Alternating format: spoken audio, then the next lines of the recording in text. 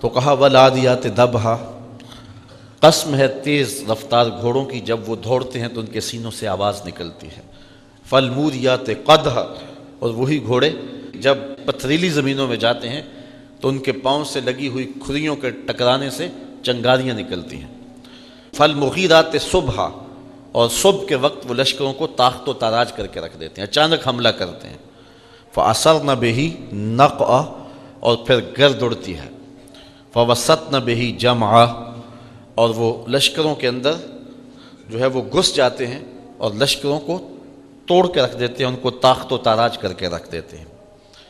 یہ گھوڑوں کی 5 صفتیں بیان کرنے کے بعد جو جواب قسم ہے وہ کیا ہے؟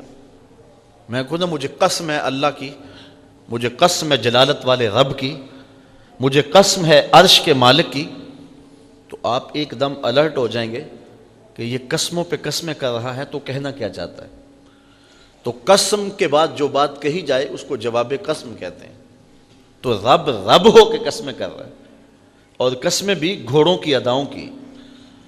تو انسان کے کان کھڑے ہو گئے کہ ہمارا رب ہم سے کیا فرمانا چاہتا ہے کہ قسموں پہ قسمیں کی جا رہی ہیں اور گھوڑوں کی اداؤں کی قسمیں کی جا رہی ہیں۔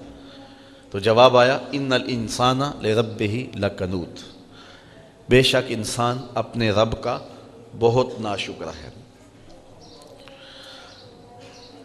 یہاں تھوڑی سی توجہ آپ کی چاہوں گا کہ گھوڑوں کی قسمیں کی گئیں، گھوڑوں کی اداؤں کی قسمیں کی گئیں، اور انسان کی مذمت کی گئی۔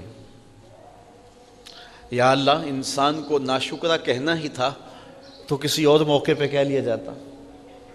ایک طرف گھوڑوں کی قسمیں، ایک طرف گھوڑوں کی اداؤں کی قسمیں، ایک طرف گھوڑوں کے سینوں سے نکلنے والی آواز بھی پیاری لگے، ایک طرف گھوڑوں کے پاؤں سے اڑنے والے غبار کے ذرے بھی اچھے لگے، ایک طرف گھوڑوں کے پاؤں سے لگی ہوئی کھریوں کے ٹکرانے سے نکلتے ہوئے شرارے بھی اچھے لگے، اور دوسری جانب انسان کو ناشکرہ کہا۔ تو انسان کو ناشکرہ کہنا تھا تو کسی اور موقع پہ فرما دیا ہوتا، لیکن انسان کو ناشکرہ گھوڑے کی قسمیں کر کے کہا، تو کہا یہی تو بتلانا چاہتا ہوں، اگر میرے رسول سے نسبت رکھیں تو ذات کے گھوڑے بھی ہوں تو وہ بھی پیارے لگے، اور اگر نسبت نہ رکھیں تو انسانیت نہیں ہے، اور وہ انسان ہونے کے باوجود اولئک کل انعام بل ہم اضل، کہا وہ چوپائے ہیں، چوپایوں سے بھی بدتر ہیں۔ اس لیے عزت اگر پانا چاہتے ہو تو میرے محبوب کی چوکھٹ پہ آ جاؤ، میرے محبوب سے نسبت ہوگی تو پھر تم جیسے بھی ہوگے تو تم عزت کی مسند پر بیٹھو گے۔ ابو لہب کو ابو لہب کیوں کہتے تھے؟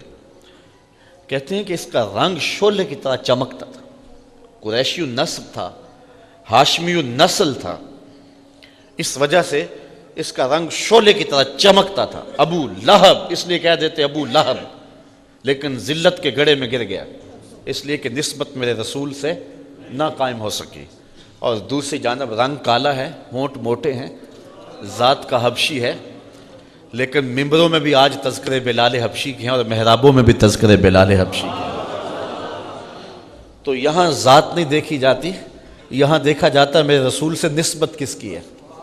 اقبال یہ کس کے عشق کا فیض عام ہے، رومی فنا ہوا حبشی کو دوام ہے۔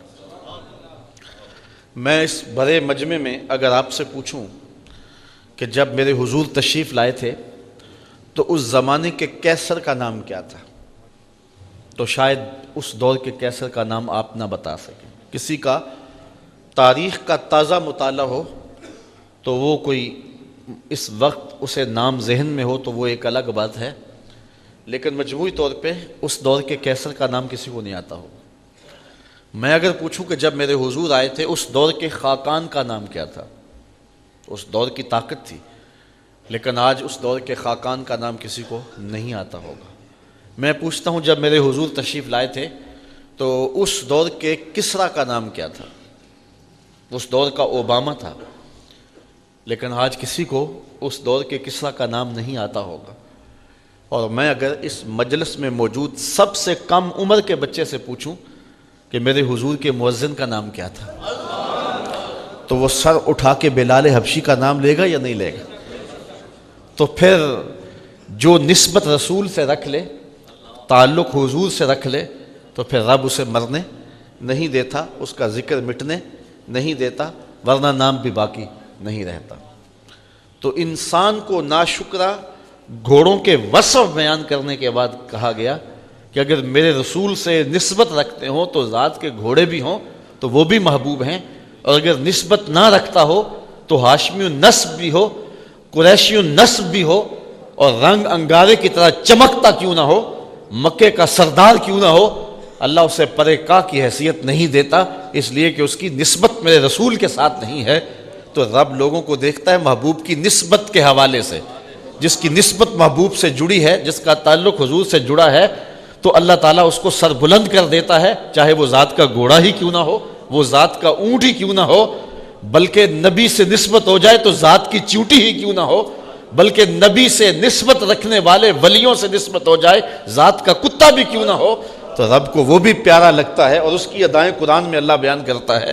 تو جو سب کچھ نبی پہ وار دیتے ہیں تو ان کی شان و عظمت کا عالم کیا ہوگا۔